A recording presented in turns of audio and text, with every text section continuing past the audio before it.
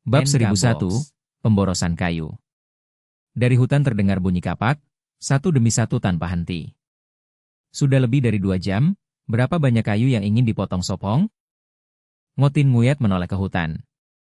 Tidak tahu, mungkin dia ingin membuat kapal besar. Jawab Van Han, di samping ada tumpukan tali dari kulit hibiscus yang dibawa Han Tan Ngok. Kapal besar, apakah dia akan membawa semua orang? Tanya polos Han Hungok. Tidak mungkin, kita 9 orang. Kata Ngotin Nguyat. Dia bergumam, dengan kecepatan ini, bisakah kita memancing hari ini? Mungkin, kalau tidak besok pagi. Jawab Van Han. Itu saja yang bisa dilakukan. Ngotin Nguyat menghela napas, memutar kulit kayu menjadi tali tebal. Di mana Tranci Hai dan beruang hitam? Tanya Han Hungok. Apakah mereka lapar sekali? Gumam Van Han. Pria kenyang tidak tahu rasa lapar. Kata Ngotin Nguyat. Apa maksudmu? Van Han tertawa kesal. Krek-krek. Apa yang kalian bicarakan? Sop Hong keluar membawa kayu. Suara berhenti. Tidak ada, kayunya cukup? Tanya Van Han. Seharusnya cukup. Dia menaruh kayu di laut lalu kembali. Saat selesai, setengah jam sudah lewat. Di pasir ada tumpukan kayu, setebal pinggang gadis, berat ratusan kilo. Besar sekali, kau membuat bahtera? Tanya Ngotin Nguyat. Tidak, rakit. Kata cepat Liu Yemong. Ya, rakit. Senyum Sop Hong. Ngotin Nguyat mengangkat alis, tak percaya, begitu banyak usaha hanya untuk rakit? Apakah usaha? Renungnya, hanya membuang kayu. Ya Tuhan. Dia menutup wajah. Mulai sekarang? Tanya bersemangat Van Han. Jangan buru-buru, istirahat dulu, semua lelah. Dia melihat matahari, awal siang. Aku tidak kuat, tanganku gemetar. Liu Yemong mengguncang tangan. Liu Yetu tersenyum pahit, aku juga.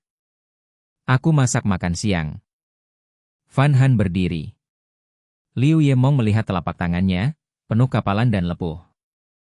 Tidak apa, aku ingin ke laut. Dia menghela napas, akan kutusuk dengan duri kayu. Hindari air. Nasihat Sop Hong. Tapi aku ingin memancing, harus kena air.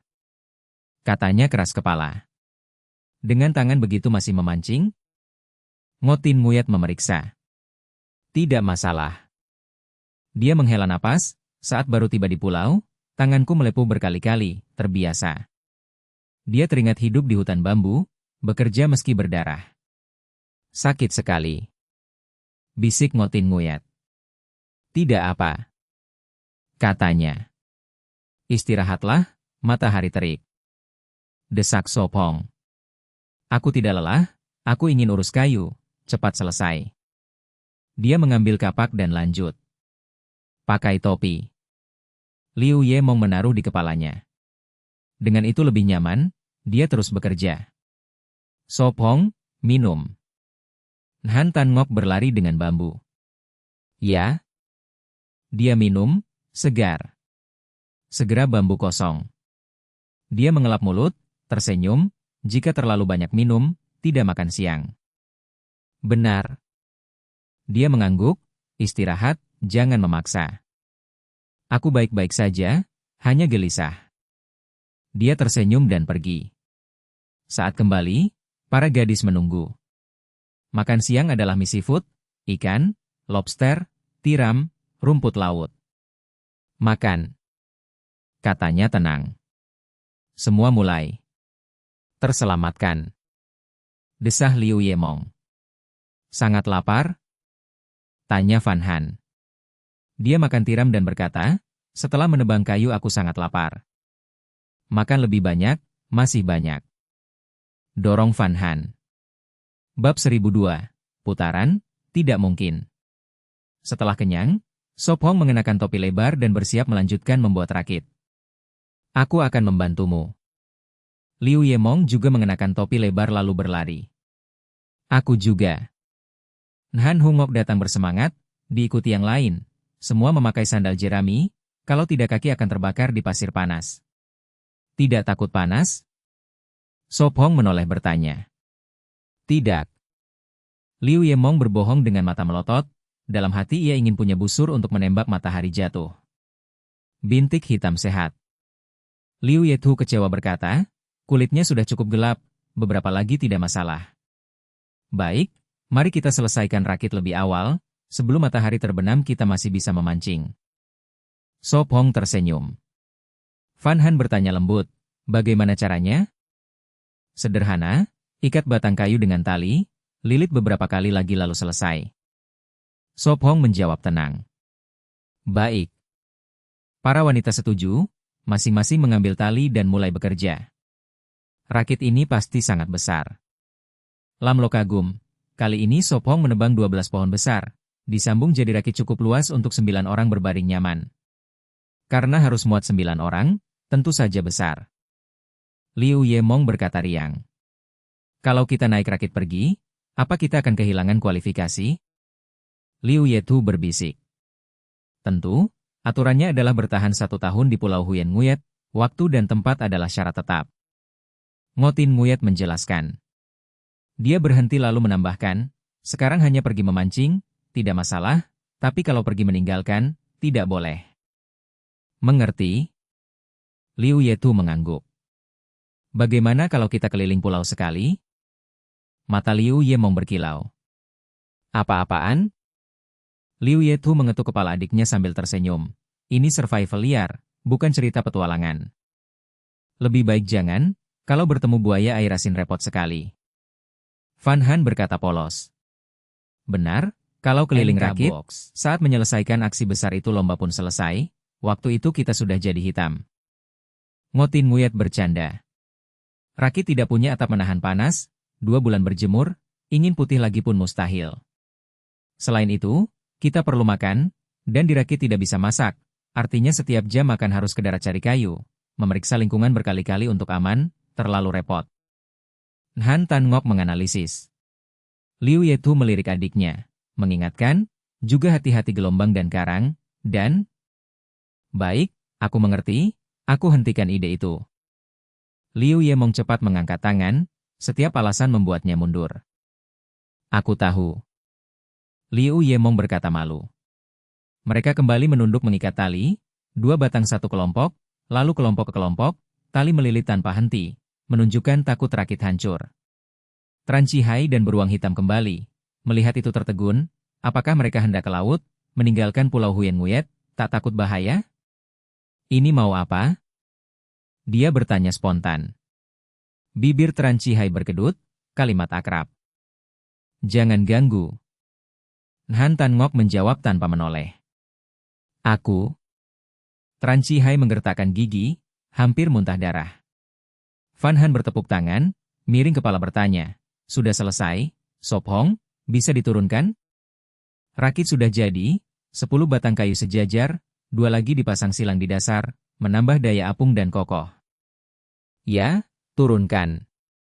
Sop Hong mengangguk, melirik Tran Chihai dan beruang hitam, lalu turun tenang. Ayo, kita dorong bersama. Lam Lo memanggil. Sop Hong tidak menolak, rakit terlalu berat, sendiri tidak bisa. Beruang hitam setuju sekali ini, tiap batang berat 200-300 jin, dengan 12 batang 10 orang bisa mendorong ke laut. Liu Yemong menaruh tangan di rakit, berseru, aku hitung 1, 2, 3, lalu dorong. Baik, hitunglah. Sop Hong menarik napas, menunduk, meletakkan tangan di rakit. Han Hungok serius berkata, aku siap. Aku juga. Han Tan Ngok menjawab. 1, 2, 3, dorong. Liu Yemong berteriak. Dorong? Sop Hong mengaum, ototnya menegang seperti binatang terbangun, mengerahkan semua tenaga mendorong rakit ke laut. Dorong? Para wanita berseru, wajah merah, memakai semua tenaga. Mereka kira bisa. Buat keajaiban? Tran Chihai mengejek setengah kalimat, lalu tersedak, hampir gigit lidah. Matanya melebar tak percaya melihat rakit meluncur ke air. Beruang hitam terdiam beberapa detik, seakan melihat yang mustahil. Huhuhu. Huhuhu. Sangat lelah, aku tak ada tenaga lagi. Ngotin Nguyen terengah, kata terputus. Wajah Van Han memerah, lelah tapi bersemangat, kita hebat, berhasil dorong rakit ke laut. Liu Yemeng polos berkata, 80% itu usaha Sop Hong. Tidak beda jauh. Sop Hong tersenyum. Baik, bereskan semua, bersiap memancing. Sop Hong tertawa lepas. Bab 1003, hanya bisa memanjakan. Hei Xiong tetap diam seperti biasa, namun dalam hatinya muncul tanda tanya. Liu Yemeng dan kelompoknya mengisi rakit dengan karung, pancing, kapak kayu, bahkan sekop zeni. Buat apa bawa sekop zeni? Tanya Liu Yetu heran. Tentu untuk memukul ikan, ini jauh lebih berguna daripada tinju. Liu Yemeng mengayunkan sekop, membayangkan satu pukulan membuat ikan besar pingsan. Liu Yetu meringis, mengingatkan, sebaiknya ikat dengan tali, kalau jatuh ke laut kau yang ambil. Tahu. Liu Yemeng manyun, cepat mencari tali, mengikat juga kapak, dia tak mau lagi menyelam mencari pasir besi. Sop Hong, bagaimana dengan keranjang bambu dan panci besi ini? Tanya Han Tan Ngo ke arah persembunyian. Sangat angkuh. Tran Chi Hai mencibir dengan mata penuh perhitungan. Benar, siapapun yang ambil akan kena panah di jantung. Liu Yemeng melirik Tran Chi Hai dan Hei Xiong. Sial, aku tidak lakukan apapun, balas Tran Chi Hai. Itulah kenapa lebih baik kau diam, kalau tidak nasibmu sama dengan Zhao Lei. Liu Yemeng menegaskan. Tran Chi Hai mengernyit, nasib apa? Mereka tersingkir ada hubungannya dengan kalian? Tebak? Liu Yemeng malas bicara, sejak dulu tidak suka keluarga Zhao. Dia meletakkan sekop di rakit, mengikat erat lalu tenang. Sop Hong kembali fokus ke rakit, berkerut memikirkan sesuatu. Jangan naik dulu, aku buat dayung. Dia instruksikan, membawa kapak ke hutan. Benar, tanpa dayung kita hanya hanyut. Liu Yemeng menyetujui. Segera Sop Hong menemukan dahan, menebang bagian lurus, membelah papan, mengikat, menguji kekuatan, satu dayung selesai. Dia buat lebih cepat berkat pengalaman tukang kayu. Cepat kembali, nanti gelap. Liu Yemeng mendesak. Sebenarnya baru lewat jam 4, masih 2 jam sebelum malam. Naik, uji apakah rakit mengapung baik. Sop Hong tersenyum, meletakkan dayung, mendorong rakit keluar agar tidak tergores pasir. Dia menahan sementara para gadis naik. Hehu, Liu Yemeng naik, mengulurkan tangan, ayo, ku tarik. Terima kasih. Van Han naik, diikutin Han Hungok dan Ngotin Nguyat. 8 gadis semua naik. Sop Hong memeriksa, lega kayu cukup, rakit setengah tenggelam tapi aman tanpa gelombang besar. Baik, ke laut. Dia naik, 9 orang bisa berbaring tanpa sesak. Hehu, mari memancing. Liu Yemeng mendayung riang. Tidak bisa mendayung satu sisi saja, nanti berputar. Sop Hong mengingatkan. Kalau begitu aku di sisi lain. Lin Lo bersemangat mengambil dayung lain di seberang, meniru Liu Yemeng. Masih ada 3 dayung, aku juga bantu, kata Han Tan Ngok. Sop Hong, di sini tidak ada hiu kan? Tanya Van Han tegang. Aku tidak tahu, tapi belum pernah lihat di bawah laut. Dia menggeleng. Tidak boleh, kau jangan menyelam, desak Van Han, ini pulau terpencil, bukan pantai dengan jaring anti-hiu. Baiklah. Sop Hong mengangguk, meski pikir bisa melawan hiu. Ngomong soal hiu, aku ingat film Jaws, masih agak menakutkan. Liu Yemeng merinding. Sop Hong, jangan turu lagi. Haha, aku juga nonton 1, 2, 3. Aku lebih hebat, nonton hiu 2 kepala dan 3 kepala. Kau tidak tahu sekarang ada film 7 hiu? Benarkah? Harus ku tonton. Benar, tidak ada jaring, ditambah ada anjing laut, mungkin juga ada orca. Ngotin Nguyen teringat dokumenter. Semoga tidak sial. Sop Hong batu kecil, percaya pada keberuntungannya. Tidak, kau harus patuh. Liu Yemeng menegaskan. Itu cukup. Van Han tersenyum lagi, ceria. Sop Hong tersenyum pasrah, hanya bisa memanjakan. Bab 1004, bahkan ini pun tidak boleh ditembak. Rakit meninggalkan perairan dangkal dan berjarak hampir 100 meter dari pantai. TRNC Hai memiringkan kepala ke arah persembunyian sementara. Di sana ada beberapa keranjang bambu yang membuatnya penasaran. HC Hang meliriknya tanpa berkata apapun.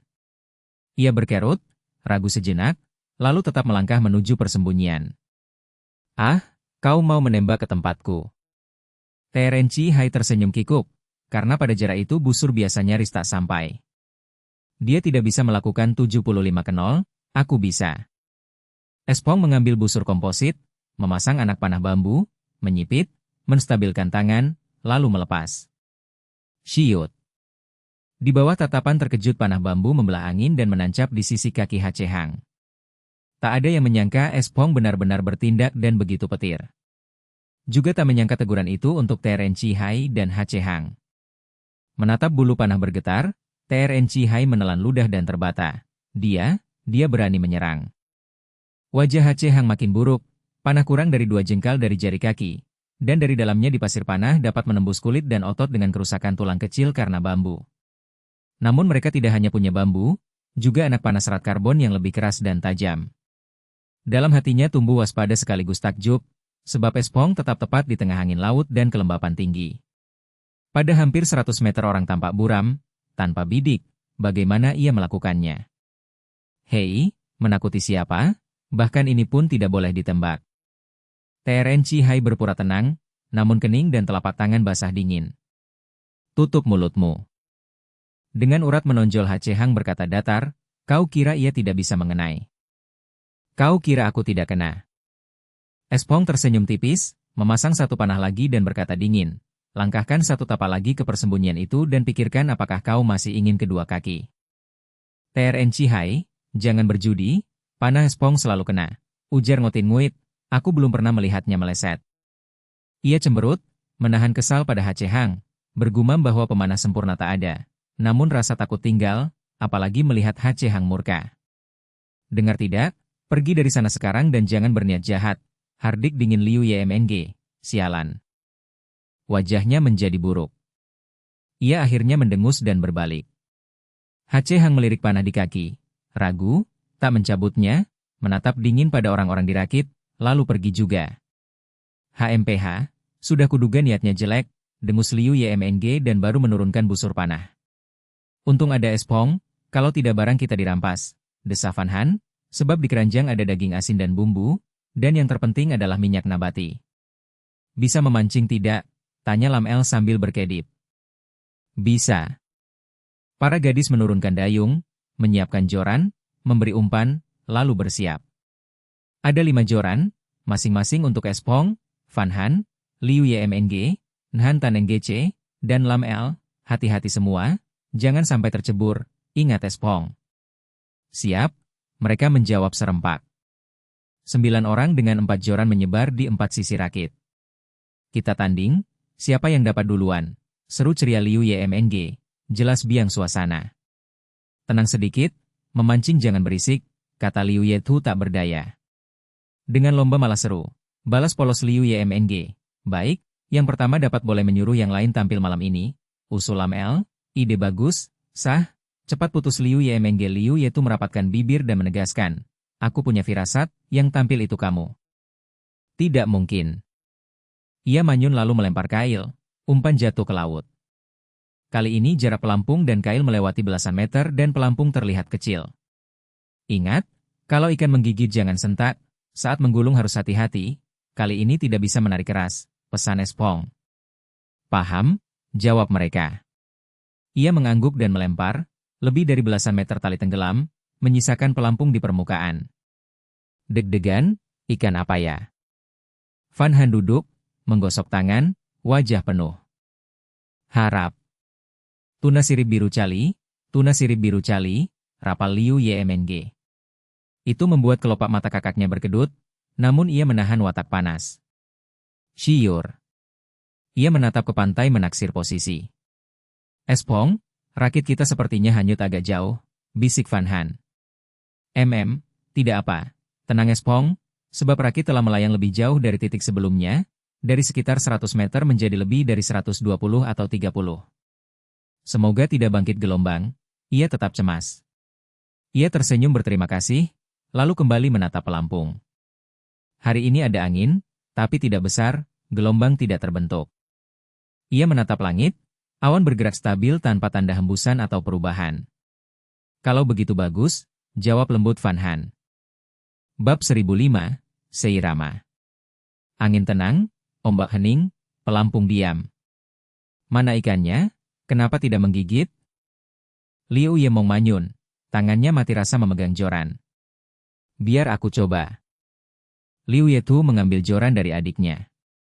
Kenapa ikan belum juga menggigit? Lam Lo mengeluh, setengah jam sudah lewat, semuanya tetap sunyi. Ya, kemana ikan pergi? Ngotin Nguyet jongkok, menopang dagu, bosan. Matahari condong ke barat, kurang dari 1 jam lagi tenggelam, cuaca pas, tidak kering tidak panas. Sop Hong berkata tenang, akan datang, jangan buru-buru. Mau gelap tapi ikan tak menggigit. Han Hungok berbisik. Sop Hong tersenyum pahit, tak mungkin dia loncat ke laut mencari ikan. Apa umpannya sudah habis? Van Han tiba-tiba berkata. Mungkin, tarik atas lihat. Liu Yemong miring kepala. Ya, coba. Sop Hong tidak yakin, mulai menggulung, menarik kail perlahan. Benar, umpannya habis. Liu Yemong berseru, umpan di kail hilang. Van Han menghela napas, mungkin ikan kecil menggigit perlahan, sedikit demi sedikit, akhirnya habis tanpa menggigit. Ya, kemungkinan besar. Sop Hong pasrah, semua kail kosong, yang lain sama. Masih ada umpan? Liu Yemong bertanya. Pakai daging asin, pasti ada ikan suka. Sop Hong berkata lembut. Baik. Han Hungok menjawab, memotong daging asin dengan pisau. Liu Yemong mengaitkan daging, menggerutu, terlalu keras, ikan kecil tak bisa menggigit lagi. Baik. Gadis-gadis menjawab, kail dilempar lagi, tenggelam perlahan. Ikan, cepat gigit, malam ini ku beri mandi air panas. Ngotin Nguyet bersenandung. Sop Hong menggoda, kalau aku ikan, dengar itu pun tak mau gigit. Apa sih? Terdengar enak, dan mandi air panas itu bagus. Ngotin Nguyet menutup mulut, tertawa pelan, takut ikan lari. Duang. Pelampung Sop Hong tiba-tiba tenggelam, dia tegang, T6 Din juga menahan napas. Mata Van Han berbinar, berbisik, Sop Hong, sudah menggigit. Aku tahu, jangan buru. Sop Hong mengangguk, membiarkan pelampung goyang, belum menarik. Tidak ditarik? Liu Yemong mendekat, ingin ambil joran. Tunggu, belum menggigit dalam. Sop Hong tenang, pelampung hanya bergoyang ringan, belum saatnya. Aku malah lebih gelisah. Ngotin Nguyet ikut datang, tak berani bicara keras. Duang. Pelampung tenggelam, senar tegang. Tarik sekarang? Han Hungok bertanya. Tunggu. Sop Hong menggeleng, takut senar, joran, atau kail rusak, ikan besar hilang. Senarnya putus? Van Han gugup, joran melengkung, berderit. Ngotin Nguyet bergumam, semoga kuat, makan malam tergantung padamu. Han Tan Ngok ragu, menggulung jorannya dan datang melihat. Tidak dapat apa-apa. Liu Yetu juga menarik. Kalian juga tidak dapat? Lam Lo melihat joran, lalu joran Sop Hong, menyerah, ikut menarik, dia tahu tak punya kekuatan anehnya. Semua ke sini, Rakit jadi miring. Sop Hong tertawa pahit. Maaf. Lam Lo cepat pindah ke sisi timur Rakit untuk seimbang. Saudarin Han juga ikut, Rakit jadi stabil. Ada lagi pindah ke sini. Sop Hong menunduk, air laut sudah membasahi kakinya. Aku pindah timur. Liu Yetu juga pergi. T6 Din dia mundur, mengembalikan keseimbangan. Sop Hong menghela, tak berani menarik keras, takut putus. Rakit bergerak, sedikit, tapi jelas bergerak. Joran dan senar miring, artinya ikan berenang ke laut lepas. Dayung ke arah pasir. Sophong memerintah. Baik. Gadis-gadis cepat, mendayung sekuat tenaga. 1, 2, 3, dayung. 1, 2, 3, dayung. Liu Yemong berseru, ikuti iramaku, seragam. Hebat sekali ketahanan senar buatan ini, meski tegang tak tampak putus. Senar Sophong tebal, lebih dari yang profesional, dianyam kulit kayu dan sulur, kekuatannya luar biasa. Krik. Joran terus melengkung, deri tak henti. Wajah Sophong tetap tenang, terus menggulung, 2 putaran tarik satu lepas, pelan tapi pasti. Waktu berlalu, rakit mendekati pasir, dari lebih 100 meter tinggal 70 atau 80. Akhirnya lelah, bibir Sophong melengkung, menggulung lebih cepat. Sophong, terus mendayung? Liu Yemong bertanya. Sophong mendongak, melihat jarak, menjawab, lanjut. Baik. Liu Yemong gigit bibir, terus mendayung. Bab 1006, Putri Polos dan Manis. Apakah ikan sudah berhenti melawan? Van Han bertanya penasaran. Pasti sudah lelah. Sophong menjawab lembut, matahari sudah tenggelam dan kegelapan turun. Biur. Ekor emas muncul di atas air lalu tenggelam lagi. Wah, ikannya besar sekali. Linlo berseru kaget, ini pertama kalinya dia melihat ikan sebesar itu secara nyata. Ekor berwarna emas, jadi itu bukan tuna California. Liu Yemong berkata agak kecewa. Siapa bilang bukan tuna California? Sophong tersenyum, menyerahkan pancing ke Liu Yemong, memperingatkan, pegang erat, jangan lepaskan. Hei, tenagaku tidak sebesar milikmu. Liu Yemong pucat, tapi tetap menggenggam erat. Biar aku bantu. Van Han mengulurkan tangan. Aku juga. Ngotin Nguyat memegang bagian bawah pancing, duduk di atas rakit, membiarkan air laut membasahi pakaiannya. Sophong, kau mau menyelam? Sebelum Van Han selesai, Sophong sudah melompat, mendekati ikan besar. Dia berteriak cemas, hati-hati. Sophong tetap fokus, melepaskan aura dominan untuk menekan ikan, membuatnya melambat dan kehilangan tenaga. Lumayan, besar sekali. Senyum muncul di wajahnya. Itu seekor tuna sirip kuning California, panjang lebih dari 2 meter, punggung biru, perut perak, 20 garis vertikal, sirip oranye, sirip terbesar sepanjang 3 meter, berat lebih dari 200 kg. Tuna sirip kuning berbentuk seperti torpedo, sangat cepat di air, tanpa predator selain manusia. Jangan coba kabur, aku sudah menghabiskan banyak waktu dan tenaga untuk menangkapmu. Sophong mencengkeram sirip, menjaga auranya, menendang untuk menarik ikan mendekat ke rakit. Mirip tuna sirip biru, tapi warnanya berbeda. Van Han berbisik. Ini tuna sirip kuning, juga jenis tuna California. Sophong menjelaskan. Sophong, biar aku bantu. Ngotin Nguyat memegang sirip lain dan menarik dengan sekuat tenaga. Berat sekali. Liu Yemong bergumam, kelompok itu mengerahkan semua tenaga untuk menaikkan ikan. Di air, Sophong tidak bisa mengerahkan tenaga penuh, kekuatannya berkurang banyak. Biur. Sophong naik rakit, menyeret tuna ke tengah. Ikan sirip kuning cantik sekali, pasti enak dimakan. Liu Yemong tersenyum, menyentuh perutnya. Cukup untuk kita makan beberapa hari. Van Han berkata manis, mengelilinginya. Baiklah. Para gadis menjawab, enggan berpaling lalu mendayung lagi. Di pantai, Tran Chihai dan Hak Hang kembali dan tertegun. Besar sekali. Tran Chihai terkejut, tidak menyangka Sophong benar-benar menangkap ikan sebesar itu. Wajah Hak Hang juga kaku, sejak kapan tuna sirip kuning mudah ditangkap tanpa alat khusus? Tran Chihai ternganga, memperhatikan rakit mendekati pantai. Jangan bikin masalah. Hak Hang memperingatkan. Huf. Hak Hang mengatupkan bibir, berpikir, kalau bukan kau yang bodoh, siapa lagi? Semua keputusan bodoh sebelumnya bukankah milikmu? Bagaimana kalau kita juga memancing? Tran Chihai menyarankan. Tapi, Tran Chihai ragu. Sepertinya mereka tidak punya perlengkapan. Dia berkata marah, aku tidak peduli, kau harus memikirkan sesuatu. Aku bukan dewa, tidak bisa menciptakan alat. Wajah Hak Hang menggelap.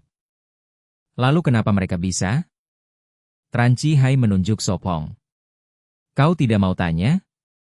Dia berbisik. Hak Hang terdiam, menahan keinginan menamparnya dan berkata dingin, kau tinggal di pulau terlalu lama, jadi bodoh ya? Berani sekali bicara padaku begitu? Aku majikanmu. Wajah Tran Chihai dingin. Tugasku melindungi keselamatanmu, bukan jadi pengasuh. Suara Hak Hang dingin. Kita pesaing?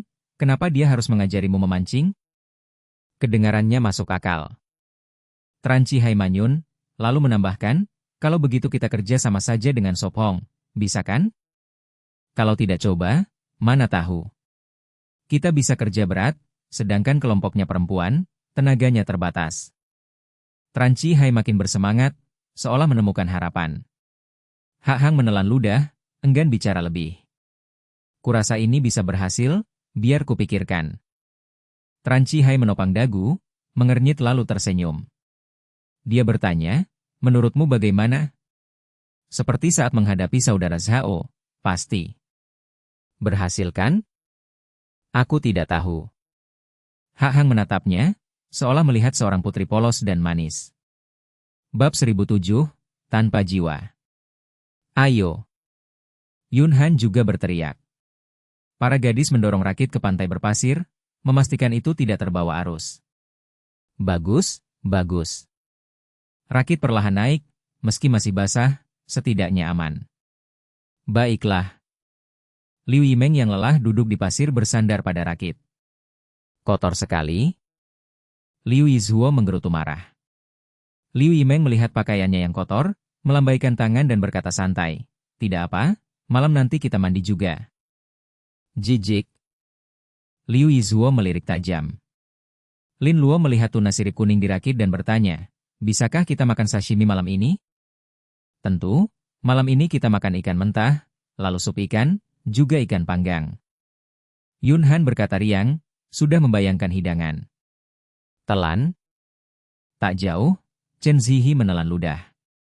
Mari bersihkan ikan sebelum gelap. Yan Qingyu menepuk tangannya yang berpasir dan mengeluarkan pisau. Ya, di dekat sungai kecil. Yun Han menjawab polos. Liu Yimeng bergegas kembali mengambil panci besi, kendi tanah, dan keranjang bambu. Ji Weiting tetap menyalakan api. Aku ikut lihat juga. Lin Luo bangkit dan berjalan ke sungai. Langit makin gelap, cahaya api menerangi pasir, angin laut bertiup, nyala api bergoyang. Apakah cuaca akan berubah? Wu Tingyue duduk di dekat api, angin menerpa wajahnya. Sepertinya tidak, So Peung bilang hanya angin. Liu Yizhuo berbisik. Wu Tingyue mengibaskan asap, batuk dan berkata, anginnya kecil, tapi meniup percikan dan asap ke dalam. Dia berdiri, mengambil sekop, mulai menumpuk pasir jadi dinding 1 meter dari api. Kelihatannya menyenangkan. Dia ikut membantu, tidak mau makan ikan mentah penuh abu. Kami kembali, sedang apa kalian? Liu Yimeng membawa panci penuh kepala ikan. Membangun dinding penahan angin. Liu Yizhuo menjawab. Bagus, aku akan masak sup kepala ikan. Liu Yimeng tersenyum, lebih tertarik memasak. Di mana So Peung dan Yun Han? Wu Tingyue bertanya. Masih memotong ikan, hampir selesai, Xiao Han menyuruhku mulai sup dulu. Liu Yimeng menjawab ceria, lalu membagi kepala ikan ke kendi, berencana 2 panci sup. Dia tersenyum, tahan sebentar, segera makan sashimi. Lumayan. Wu Tingyue tertawa termotivasi. Mendidih. Liu Yimeng meletakkan panci di api, menambahkan air, jahe, dan kulit kayu manis, lalu menutupnya. Ji Weiting mengangguk. Hati-hati. Liu Yizhuo mengingatkan. Aku tahu, dekat saja. Liu Yimeng melambaikan tangan. Cukup tinggi? Wu Tingyue menepuk tangan, dinding pasir 1/2 meter berdiri. Sepertinya cukup, tumpuk lebih di sisi. Liu Yizhuo berbisik. Baik, kau di sana, aku di sini. NK Box. Wu Tingyue menjawab, menambah pasir. Berdeguk. Panci mendidih, sup meluap. Ji Weiting cepat mengangkat tutup. Tidak perlu garam? Liu Yizhuo ragu, mengira ikan laut sudah asin. Tentu perlu. Wu Tingyue tertawa. Apakah sashimi terasa asin? Tidak terlalu. Liu Yizhuo berpikir, biasanya makan dengan kecap dan mustard. Berapa banyak garam? Ji Weiting membawa sendok. Berhenti, terlalu banyak.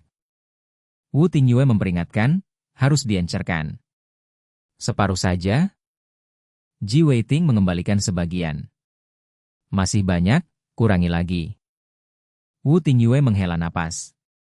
Sup sudah jadi. Liu Yimeng kembali gembira, bersama Sop Heung dan lainnya membawa ikan. Baru mendidih, sedang putuskan garam. Wu Tingyue menjawab. Tambahkan sedikit saja, jangan banyak. Yun Han berkata. Ji Weiting menutup mulut, lega duduk, jelas memasak bukan keahliannya. Bisakah kita makan sashimi sekarang? Wu Tingyue menepuk tangan, menatap penuh harap pada ikan segar. Bisa, Sop Heung sudah menyiapkannya. Yun Han tersenyum dan meletakkan piring di dekat api. Aku ambil mustard. Dia menggeledah keranjang. Kalau begitu aku tunggu, sashimi tanpa mustard tidak punya jiwa. Wu Tingyue menahan diri. Bagaimana rasa tuna ini? Liu Yizhuo mengusap perutnya, yang mulai protes. Bab 1008, negosiasi apa? Makan dulu beberapa irisan ikan mentah, lalu minum sup ikan panggang masih butuh waktu. Fan Han berkata lembut, meletakkan bumbu Eutrematenue di atas batu. Aku tidak sungkan lagi, sudah lapar sekali. Ngotin Nguyat mengambil sumpit, mencelupkan seiris ikan ke saus, menutup mulut, lalu menelannya. Tidak pedas? Lam Lo terkejut. Uhuk-uhuk, masih baik. Ngotin Nguyat berkedi puas. Enak sekali, ini irisan ikan mentah paling segar yang pernah kucoba. Aku juga mau coba. Lam Lo mengambil seiris ikan dan mencicipinya. Mata indahnya melebar kaget. Segar sekali, seperti meleleh di mulutku. Enak, tapi tuna sirip biru cali lebih enak. Liu Yemong mengangguk. Meski tidak seenak tuna sirip biru, ini tetap tuna cali. Liu Yemong berkata sambil sumpitnya masih memegang seiris ikan. Tidak terlalu berbeda sebenarnya. Fan Han menelan, dia tidak terlalu ingat lagi rasa tuna sirip biru cali. Ya, sedikit berbeda, tapi semua enak. Han Hungok menyipitkan mata menikmati hasil hari ini. Ini kali kedua dia makan ikan mentah, pertama kali tuna sirip biru cali. Saat itu baru kenal Sop Hong dan gadis itu. Kletek-kletek. Tran Chi Hai melirik panci besi berisi rumput laut dan tiram, hilang nafsu makan. Dia melirik Hak Hang dengan kesal. Kau masih bisa makan? Kenapa tidak? Hak Hang mengernyit. Kau tidak malu? Tran Chi Hai menurunkan suara. Biasa saja. Hak Hang manyun, sebenarnya itu iri, dan Tran Chi Hai jelas iri pada kelompok Sop Hong. Dia memutar mata dan berbisik. Nanti ikut aku bicara kerja sama. Hak Hang terhenti, wajahnya tampak enggan. Kalau mau makan enak dan minum puas, harus turunkan gengsi. Tran Chi Hai mencibir. Kita hanya kerja sama, tidak rugi apapun. Hak Hang memejam mata, lalu membuka lagi, menahan marah. Kalau kerja sama sudah mulai, kita cari cara untuk ambil alih, lalu ada harapan menang. Tran Chi Hai berkata penuh semangat. Penonton memenuhi komentar. Ayam, kau terlalu bermimpi. Haha, bicara lagi, aku bantu rencana. Imajinasi indah, kenyataan kejam, Sop Hong akan tunjukkan apa itu hayalan. Tran Chi Hai masih tidur? Perlu lilin? Haha, hanya merasa malu untuk Hak Hang. Sudah matang. Aroma menyebar, gadis itu membalik ikan, memanggang sampai keemasan, lalu menambahkan garam, minyak, sayur liar, perila, jamur, jamur kayu, rumput laut. Harum sekali, aku ingin sisakan perut untuk ikan panggang. Liu Yemong meletakkan sumpit, mata penuh harap. Ikan panggang butuh waktu, minum sup dulu. Fan Han berkata. Ya, rasanya pas. Sop Hong menghabiskan sup, perutnya hangat. Supnya segar. Lam Lo kaget. Kalau ada tahu, lebih enak lagi. Fan Han menyesal. Sudah sangat enak. Lam Lo mengacungkan jempol. Ikan sisa mau diasap? Han Hungok melihat keranjang. Ya, harus diasap, kalau tidak akan busuk. Fan Han menjawab. Sop Hong berkata lembut. Sisakan sedikit untuk sarapan besok, sisanya asap. Benar, besok kita masih memancing? Liu Yemong bertanya gembira. Sop Hong menggeleng, menatap langit. Tidak, besok pagi kembali ke perkemahan, akan ada hujan deras. Benarkah? Gadis-gadis terkejut. Tentu, ramalanku tidak pernah salah. Sop Hong tersenyum percaya diri. Tampaknya sangat tepat. Fan Han mendukung. Akan begitu. Sop Hong tertawa, membayangkan basah kuyup oleh hujan. Lain kali, masih ada kesempatan. Dia tersenyum. Jadi malam ini kita tampil? Liu Yemong bertanya dengan sedikit keluhan. Haha, hampir lupa. Sop Hong tertawa. Gadis-gadis menatapnya. Uhuk-uhuk, ikan panggang sudah matang? Liu Yemong mengalihkan topik. Fan Han manyun. Hampir, jangan buru-buru. Sop Hong tertawa keras. Haha, tenang, aku tidak akan menyulitkan kalian. Kau sudah bilang, seorang satria tak boleh ingkar. Lam Lo memperingatkan. Ngotin Nguyat menggoda. NK Box. Lebih baik nyanyi daripada telan tinju, aku tidak punya kemampuan tuh. Liu Yetu memerah, menyesal pernah pertunjukan itu. Tap tap tap. Jadi, mau bahas apa? Tran Chi Hai mendekat.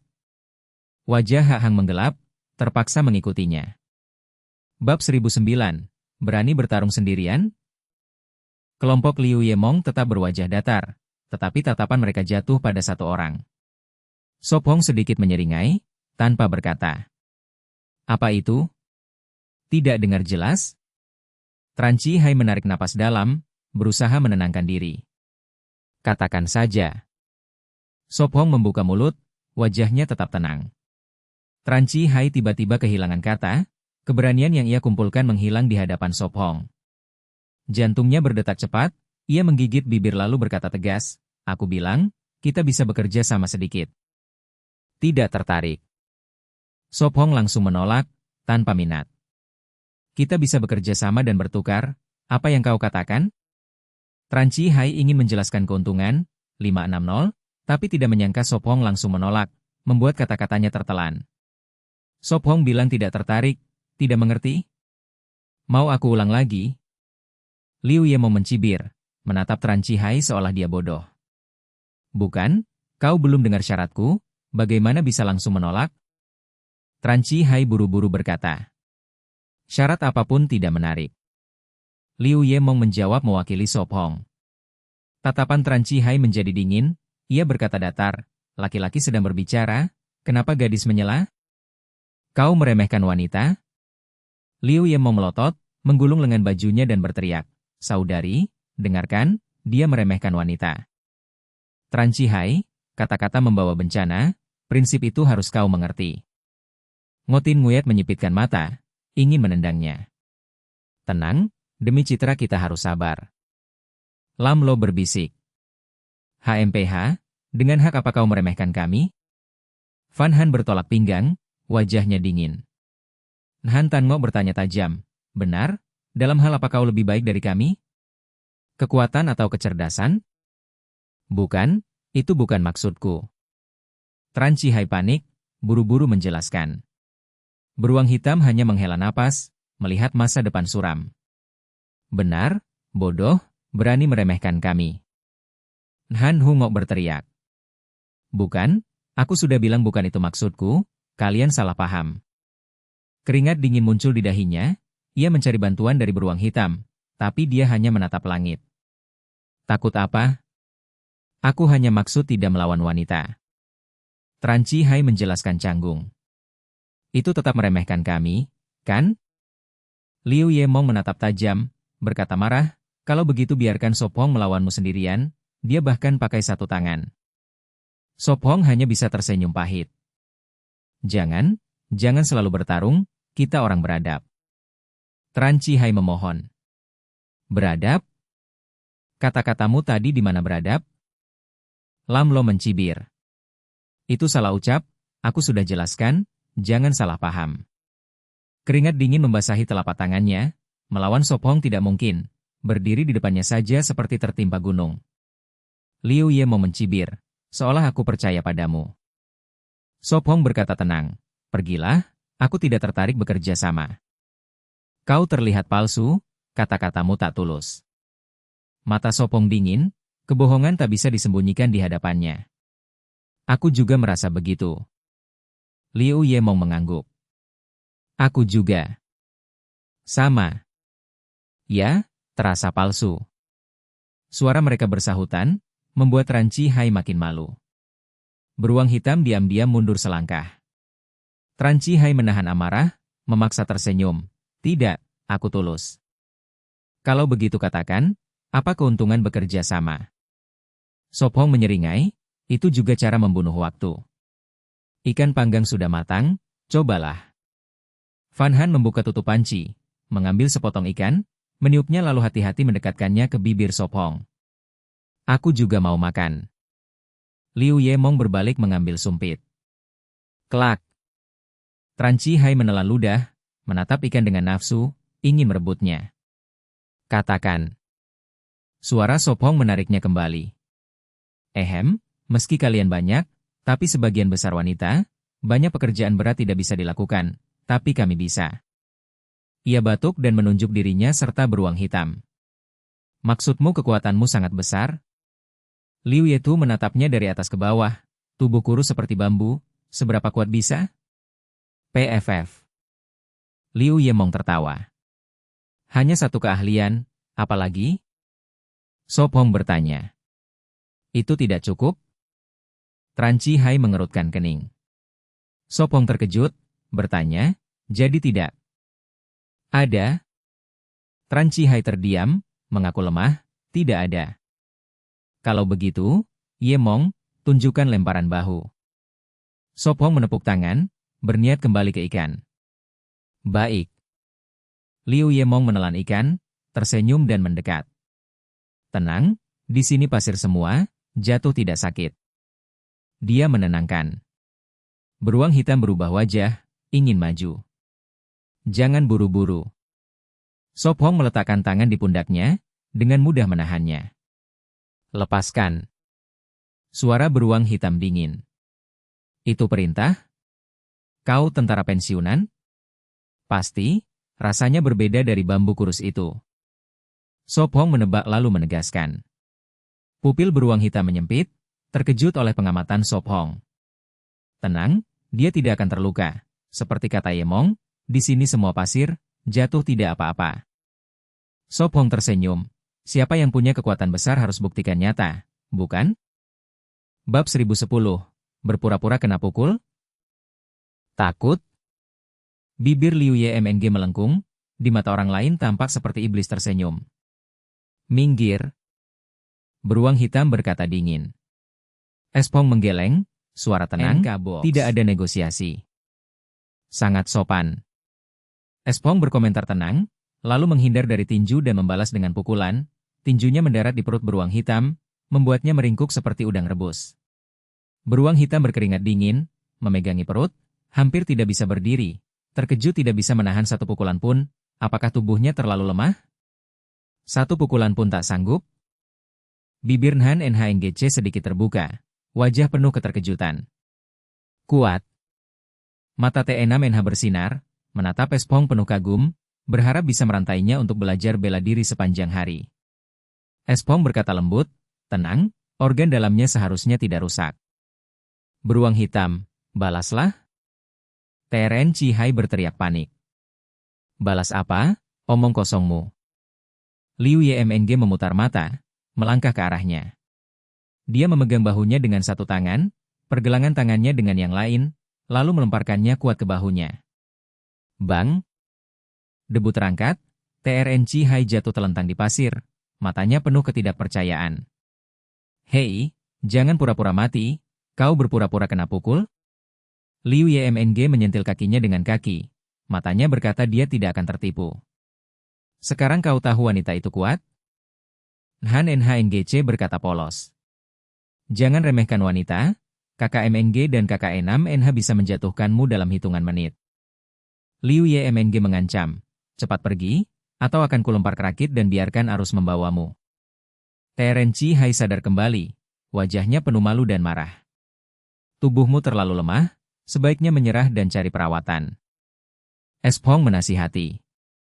HMPH. TRNC Hai mendengus, menatap Espong penuh benci, menepuk pasir dari punggung lalu pergi. Beruang hitam menatap Espong dalam-dalam, sama-sama enggan, lalu pergi. Akhirnya tenang. Van Han menghela napas. Espong, masih mau? Van Han memegang mangkuk tanah liat penuh ikan panggang. Itu untuknya. Kau makan saja, aku cukup dengan sup ikan.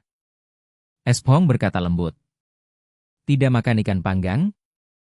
Van Han mengernyit. Mungkin sedikit lagi? Espong tersenyum. Ini. Van Han tersenyum, menyodorkan ikan ke bibirnya. Kelompok itu berpaling, merasa bahkan anjing pun menolak makanan itu. Cukup, aku benar-benar kenyang. Espong menggenggam tangannya, memutar sumpit, lalu menyuapi dia dengan ikan. Manis sekali. Van Han tersenyum lembut. Ngotin Wit bertanya, jadi, apa hukuman malam ini? Belum terpikirkan. Espong menjawab lembut. Asal bukan menyanyi. Ngotin Wit menyarankan. Yang baru. Lam El menambahkan. Ngotin Wit menyipitkan mata. Jangan lupa, kau juga harus tampil. Aku? Benarkah? Lam El terkejut. Tentu, semua harus, kita satu tim. Liu Yemng menegaskan. Ya, satu tim, jadi semua berbagi hukuman. Han NHNGC berkata serius.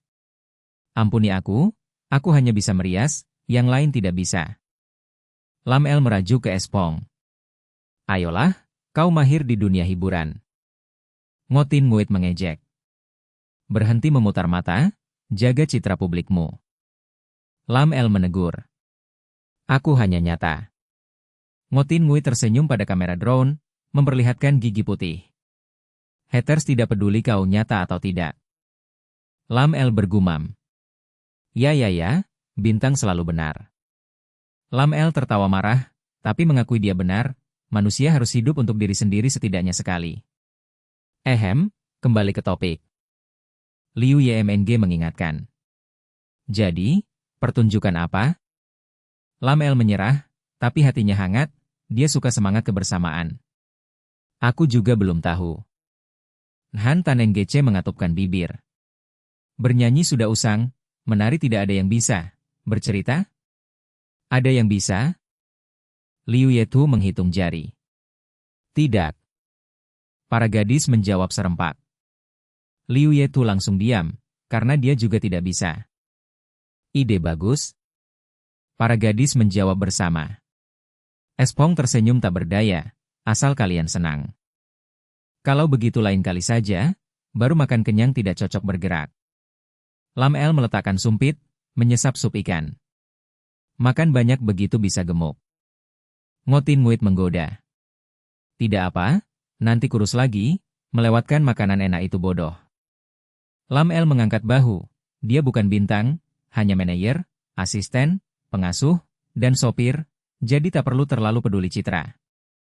Gemuk mudah, kurus susah, tak ada pria suka. Ngotin Nguit menggoda. Lam El menatapnya, bersumpah, tenang, selama aku kerja padamu, aku akan kurus tanpa gim. Tidak terlalu berlebihan. Ngotin Nguit tertawa malu. Bab 1011, Ikan Asin. Agak dingin. Van Han menarik pakaiannya erat, meski siang panas, pagi dan malam di pulau tetap dingin. malam ini semua pakai baju tidur. Sop Hong mengingatkan. Baik. Para gadis menjawab. Aku ingin mandi. Fan Han berbisik, setelah berkeringat dan terkena matahari serta angin seharian, tubuhnya merasa tidak nyaman. Aku juga. Liu Yemong cepat angkat tangan. Aku juga. Han Hungok menarik tangan kakaknya dan mencium, ada bau amis ikan samar, lebih baik mandi. Aku. Itu Te Enam Din. Kalau begitu aku juga mandi sebentar. Liu Yetu berkata lembut. Semua gadis berbicara, tidak ada yang tidak suka bersih, mandi sebelum tidur lebih nyaman. Liu Yemong menggenggam tangan saudara dan sepupunya, dengan riang berkata, kalau begitu aku pergi dengan Fan Han, kakak dan kakak Trao. Ya, ayo.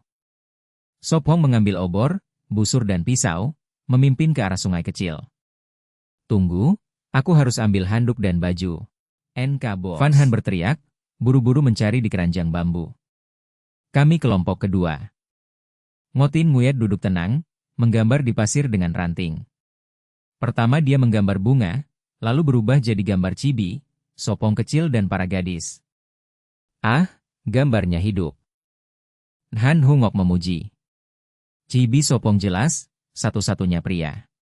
Wajah dingin itu Te Enam Din, gadis berambut pendek itu dirinya, satu lagi berambut pendek dengan wajah cerah itu Liu Yemong, yang lembut itu Liu Yetu, yang ceria itu Fan Han. Benar, saat kecil aku jago menggambar. Ngotin Nguyet berkata bangga. Ngotin Nguyet tersenyum manis, tentu saja, aku menggambar dan bernyanyi sama baiknya. Han Hungok penasaran, lalu kenapa pilih bernyanyi? Karena aku cantik, bernyanyi menonjolkan kecantikanku. Ngotin Nguyet menyentuh rambutnya, wajah serius tapi seperti bercanda. Jadi begitu. Han Hungok mengangguk. Te Enam Din menekan bibir. Han Hungok merona, sadar bintang bisa begitu dekat. Tin Nguyet, kau benar-benar mau tinggal di pulau sampai kontes selesai? Lam Lo tiba-tiba bertanya. Ya, ada masalah? Ngotin Nguyet menjawab tanpa menoleh. Lam Lo melirik drone, berbisik, ini tidak baik, kau akan kehilangan banyak kesempatan dan sumber. Ya, kau benar. Memikirkan kerumunan online, Lam Lo tenang, seakan memberi liburan pada diri sendiri, gaji tetap dihitung. Karena sudah di sini, jangan selalu ingat kerja, santai saja. Ngotin Nguyet menepuk bahu Kak Trao, seperti orang berpengalaman. Kau terbiasa jadi ikan asin. Lam Lo tersenyum paksa. Jadi ikan asin itu baik. Ngotin Nguyet menutup mulut dan tertawa. Benar-benar tanpa ambisi. Lam Lo menggeleng, tapi jika Ngotin Nguyet berusaha keras, mungkin akan roboh. Lebih dari 20 menit kemudian, Sop Hong dan yang lain kembali, rambut basah menetes saat mereka duduk di api unggun. Segar, hanya air agak dingin. Fan Han berkata lembut, menyisir rambut dengan sisir kayu. Sekarang giliran kita mandi. Ngotin Nguyet mengambil handuk dan berdiri. Jangan sembarangan, panggil kalau perlu. Sop Hong mengingatkan, lalu membawa Ngotin Nguyet, Te Enam Din dan Saudarin Han ke sungai. Sial, sial, semua sial. Tran Chi Hai menggertakkan gigi, hatinya penuh benci. Beruang hitam bersandar di batu, sakit di perutnya berkurang, awalnya ia takut pendarahan dalam, tapi rasa sakit reda membuatnya tenang, setidaknya bukan itu. Kenapa kau begitu lemah? Satu jurus pun tak tahan. Tran Chi Hai berteriak marah, menatap beruang hitam. Wajah beruang hitam dingin, suara beku, berani kau menghina aku? Aku hanya lengah, wanita itu menyerang saat aku lengah, kalau kau tidak terluka aku tidak akan lengah. Tran Chi Hai makin marah. Jadi kau mau bertarung lagi? Beruang hitam bertanya dingin, haruskah aku sampaikan pesannya? Tran Chi Hai gelisah, matanya menghindar. Aku tak mau ribut dengan wanita. HMPH. Beruang hitam mendengus. Kalau begitu kenapa kau bahkan tak bisa menahan jurus Sop Hong? Tran Chi Hai bertanya. Itu artinya kau tak berguna. Tran Chi Hai mencibir. Beruang hitam diam, melawan Sop Hong tak mampu, tapi menyerang tuan lebih mudah, ia berpikir. Untuk bertindak. Kau baik-baik saja? Tran Chi Hai ganti topik, takut kemarahannya membuat ia keluar dari kontes. Tak perlu bertarung internal, pikirkan cara cari makan. Tran Chi Hai merasa juara makin jauh, apalagi setelah dikalahkan Liu Yemong, ia yakin 3 besar sudah milik kelompok Sop Hong. Kelopak mata beruang hitam bergetar, bahkan tak mau buka mata. Tidak, aku tak terima, aku harus masuk 3 besar. Tran Chi Hai menggertakkan gigi, menatap api jauh, menghitung. Ya, aku juga harus. Beruang hitam mengangkat mata, bertemu mata merah Tran Chi Hai, di hati ia menyerah. Bab 1012, seperti kiamat. Su Feng terbangun, duduk bengong sejenak, lalu memberi perintah dalam pikirannya. Tandai. Layar simulasi muncul, menampilkan 3 hari bersinar, hari baru dimulai. Yun Han, bangun. Su Feng melihat langit dan memutuskan memanggilnya. Gadis itu manyun, berguling, dan setelah kurang dari setengah menit duduk masih mengantuk. Baiklah, jika lelah tidur lagi, tidak terlalu pagi. Suaranya lembut. Dia tersenyum lalu membangunkan yang lain. Hari ini seperti kiamat. Wu Qinyue menatap langit gelap, merasa tertekan. Ya, seperti langit akan runtuh. Nan Ruyu bicara gugup. Liu Yumeng lelah melengkungkan bibir dan bercanda. Tidak apa, meski runtuh ada 913 Su Feng untuk menahannya. Baik. Liu Yumeng ceria tersenyum di jala mencuci. Liu Yuzu menggeleng tak berdaya. Adiknya tak ada harapan. Lebih dari 10 menit kemudian, para gadis kembali sudah bersih, Yun Han sudah masak sarapan. Sarapan hari ini sup ikan dengan jamur, sayur liar, dan rumput laut. Siapa ambil ikan asap? Su Feng berkata. Lepas kail dan tali, buang pancing. Dia menatap Rakit. Baik. Kakak beradik Nan menjawab dengan pisau. Su Feng, Rakit tidak terseret? Lin Luo khawatir, bukan pasang tapi hujan dan ombak. Tindih batu di atas. Dia berpikir lalu berkata. Dia berjalan ke tumpukan batu, mengangkat satu setinggi orang, melangkah berat ke Rakit dan meletakkannya. Sungguh aneh. Lin Luo membuka mulut, agak bersemangat, bergumam, pria seperti ini menggairahkan. Tidak, tidak ada. Lin Luo menunduk. Bang. Su Feng memindahkan 7-8 batu besar ke Rakit, lebih berat dari Rakit. Bang. Ini cukup. Dia bertepuk, napas tenang, Rakit tetap tak bergerak. Su Feng, makanlah. Yun Han memanggil. Su Feng, langit ini akan segera hujan? Liu Yuzu bertanya lembut. Belum, masih ada waktu. Dia menegaskan, awan hitam masih berkumpul, hujan ini tak sederhana. Dia mengangkat mangkuk dan mendesak. Cepat, selesai sebelum hujan, kembali ke pondok. Baik. Mereka menjawab, makan cepat. Lebih dari 10 menit, 3 panci sup ikan habis, mangkuk dan panci dibilas air laut dan masuk keranjang. Ayo kembali. Su Feng memikul keranjang besar, juga meringankan Yun Han dengan mengambil ikan asap. Sungguh, aku bisa.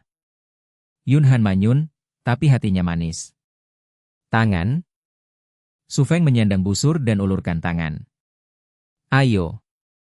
Yun Han spontan memberi tangan, bahagia mengikuti. Tangan. Liu Yumeng manyun pada kakaknya. Cemburu? Liu Yuzu melirik, tetap menggenggam. Orang lain punya, aku juga.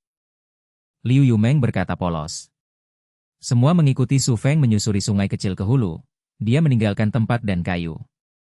Lain kali, mungkin tempat ini tak ada. Setengah jam kemudian, angin laut makin besar, pohon berguncang, daun bergesek berbunyi. Kenapa ribut? Chen Zizi bangun mengerut, kesal. Melihat pemandangan, ia bergumam, masih malam, atau kiamat datang? Hei Xiong membuka mata, langit gelap padahal seharusnya cerah. Badai datang? Ia cepat duduk, angin meniup rambut ke belakang. Apakah badai? Lebih seperti kiamat. Chen Zizi mengusap mata dan berdiri. Di sini tak bisa tinggal, ayo ke pulau. Hei Xiong serius. Tenang, Su Feng dan mereka. Chen Zixi menoleh, tapi sudah kosong. Ia membeku, mulut terbuka. Kapan mereka pergi? Hei Xiong diam, melihat batu dirakit, makin diam. Benar pergi? Chen Zixi lari ke tempat, api padam, masih bara, jelas baru pergi. Takut. Chen Zixi manyun. Kau tidak pergi?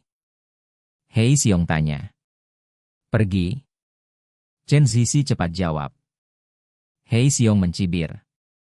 Chen Zixi tetap tenang, menghela napas, tapi sebelum pergi gali parit, kumpulkan rumput laut, hidup akan sulit. Ya, cepat. Hei Xiong berkata dan ambil pisau. Aku kumpulkan rumput laut. Chen Zixi tak ragu, mengambil rumput laut dan kerang. Semoga hujan terlambat. Hei Xiong menghela napas. Bab 1013, Badai Petir. Mulut gagak, jangan bicara sembarangan, lebih baik hujan menunggu sampai kita tiba di tempat berlindung baru turun. Liu Yetu melirik adiknya. Liu Yemng melambat, menatap langit kelabu, lalu mempercepat langkah, berkata, aku merasa aneh, langit seakan hendak runtuh. Rasanya lebih parah daripada sebelum badai. Fan Han cemas. Ngotin Nguit berkata lembut, ini badai. Ya, badai. Espong mengangguk. Kalau begitu mari cepat pulang, berjalan di luar saat badai terlalu berbahaya. Fan Han berkata polos. Liu Yemng segera mengangguk. Ya, tubuh kita ringan, angin sedikit lebih kencang bisa meniup kita ke langit. Maksudku semua orang. Liu Yemng menambahkan ceria. Jangan khawatir, aku akan ikat batu besar di pinggangmu, angin tidak bisa meniupmu. Espong menggoda. Kenapa tidak bilang ikat di punggungmu? Liu Yemng merengut. Sekitar 2 jam. Espong menilai dari sekitar dan langkah setelah meninggalkan pantai. Baik, bertahan sedikit lagi, kita hampir sampai ke kabin. Liu Yetu mendorong lembut. Baik. Gadis-gadis menjawab bersama, hampir didorong badai. Tetes-tetes. Hujan sebesar kacang jatuh, seperti tirai mutiara langit robek, menghantam pohon, perih di kulit. Guntur. Petir membelah langit, suara guntur terdengar. Ah! Gadis-gadis menjerit, guntur menggelegar di telinga. Espong mengusap telinga seorang gadis, menenangkan, jangan takut, petir masih jauh. Menakutkan sekali. Liu Yemng menghela napas. Hujan terlalu deras. Ngotin Nguit menarik tudung, memberikan topi lebar pada kakak Trao, karena ia tidak memakai jaket. Tanpa diingatkan, Saudarin Han sudah siap, tudung menutup telinga, meredam suara. Ba-ba-ba. Hujan menghantam topi, menambah berat. Mengerti? Gadis-gadis menjawab. Espong masih menggenggam tangan gadis, hujan makin deras, pandangan kabur, gelap pekat seperti kabut. Aku benci hujan. Lam El menggerutu, hujan membuat tubuhnya tidak nyaman, lembab di mana-mana. Aku juga benci. Liu Yemng bergumam, kalau hujan aku tidak bisa keluar bermain. Seharian hanya ingin bermain. Liu Yetu menghela napas. Hidup harus menikmati kesenangan saat ini, makan dan bermain adalah jalan sejati. Liu Yemng bicara omong kosong dengan serius. Kau seharusnya jadi penjual. Lam El terkekeh. Aku tidak mau, penjualan sangat berat, kadang hasilnya sedikit, usaha dan penghasilan sering tidak sebanding. Liu Yemng melambaikan tangan, jelas tahu pekerjaan itu. Espong menghela, masih lebih baik daripada menganggur. Mereka terus berjalan dalam hujan, lebih dari setengah jam, kabin muncul. Sampai, akhirnya. Liu Yemng berseru gembira. Jangan lari, pelan-pelan, hujan membuat jalan licin. Espong memperingatkan. Cereak. Ta, astaga, kenapa kau basah kuyup, nanti tidak boleh masuk kabin. Fan Han menegur tapi mengusap kepalanya. Sepertinya tidak ada yang berubah. Liu Yemng melihat sekeliling, anak rusa bersembunyi, kelinci juga ada, hanya lebih banyak daun gugur, lainnya sama. cepat ganti pakaian, jangan sampai masuk angin. Espong mendesak. Baik, NK Box. Gadis-gadis masuk berganti. Di halaman, Espong memberi makan rusa dan kelinci, memeriksa kebun, lalu kembali. Cereak. Di dalam, gadis-gadis sudah berganti, memakai kain mengeringkan bulu si kasar. Lebih enak. Ngotin Nguit membuka jendela, membiarkan udara lembab keluar. Espong melempar ranting basah keluar, melihat gadis-gadis sibuk, ada yang menyapu, mengepel, membersihkan toilet dari jejak si kasar. Untung sebelum pergi kita sudah bersih-bersih, kalau tidak semua rusak. Van Han menghela. Keringkan, tidak akan rusak. Liu Yetu berbisik. Ya, taruh di rak kayu. Van Han bertepuk tangan, meletakkan si kasar ke samping, mencuci tangan. Anggur dibentangkan di rak kayu, dikeringkan, nanti dijemur. Kalian lapar, masak makan siang? Van Han mengeluarkan ikan asap, berkat daun palem hanya lapisan atas yang basah. Masak saja, pasti semua lapar. Espong berkata lembut. Baik. Van Han. Mencuci ikan, menyalakan api, menaruh wajan memasak. Huhuhu. Di luar angin bertiup, hujan masuk membasahi lantai. Angin terlalu kencang. Ngotin Nguit menutup jendela, menyisakan celah kecil. Bab 1014, selalu aku yang terluka. Kenapa hujan turun begitu tiba-tiba? Tranci Hai basah kuyup, air masuk lewat kerah. Hei Siong juga basah, mereka berteduh di bawah pohon. Boom. Guntur menggelegar, kilat menyala lalu hilang, menyisakan bayangan di mata. Pikirkan cara, kita tidak bisa begini terus. Tranci Hai mengerutkan dahi di bawah tudung. Tidak ada cara. Hei Siong menjawab dingin, teringat gua sebelumnya, setidaknya tetap kering dan aman dari sakit. Kini badai hancurkan irama, tubuh lemah makin sengsara. Bagaimana bisa tidak ada cara? Tranci Hai marah. Kau punya? Hei Siong balik tanya. Tranci Hai terdiam. Kita bisa nekat keluar, mungkin temukan gua.